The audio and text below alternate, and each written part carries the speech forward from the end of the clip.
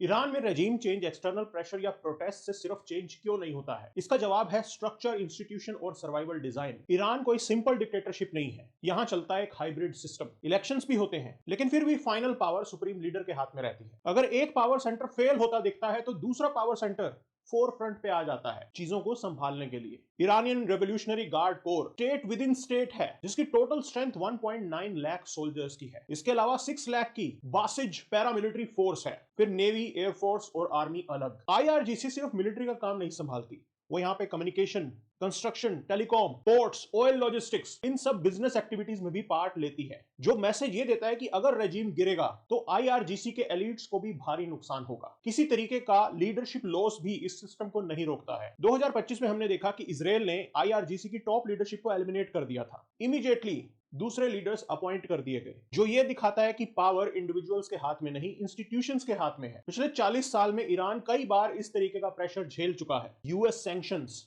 Nuclear scientist का assassination, 2009, 2019, 2022 के मास protest, फिर भी आर्मी डिफेक्ट नहीं हुई और स्टेट कोलैप्स नहीं हुआ। ओपोजिशन का स्ट्रक्चर भी वीक है। ईरान के अंदर अगर कोई ओपोजिशन निकलता भी है तो उसे तुरंत न्यूट्रलाइज कर दिया जाता है। रिसेंटली रजा पहलवी का नाम सामने आ रहा है, लेकिन वो ईरान के बाहर से ऑपरेट करने की कोशिश कर रहे हैं, जिन्हें बड़ी इजीली यूनाइटेड स्टेट्स का एजेंट बताया जा सकता है।